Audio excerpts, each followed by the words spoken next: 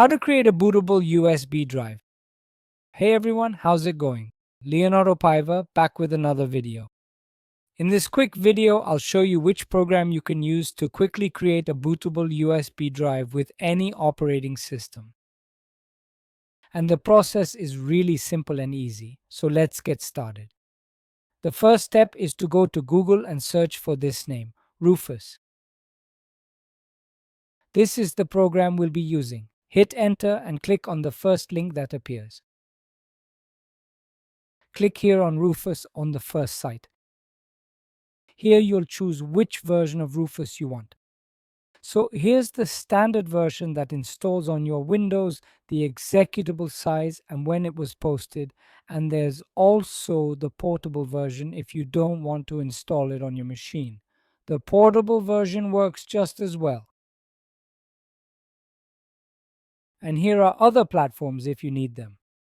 So I'm going to run the portable version. I'll click here on portable in the second option. I'll choose a folder to save this file. It popped up here, folks. Just click on the program. Here you can allow Rufus to check for internet updates, so you can select yes or no. Let's go through what each option does. The device is your USB drive. When it looks like this, it hasn't detected your drive, so I'll insert it now. I've inserted the USB drive and it's been recognized. Now select the boot option, click here and choose non-bootable disk or ISO image, MS-DOS or FreeDOS. Typically, you'll select disk or ISO image, then browse your computer for the ISO file you want to put on the drive. You can download ISO files from the Windows site like Windows 11 ISO directly from Microsoft's website. Then choose which Windows version you want to download to your computer. Then click here to select it on your computer.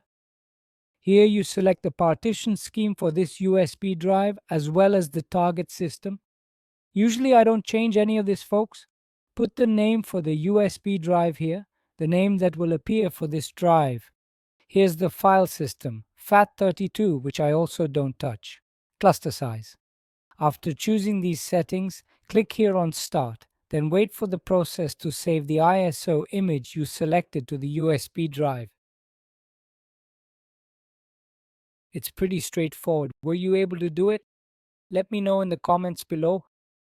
Subscribe to the channel for more tutorials. That's all for now. Big hug. God bless. Thanks.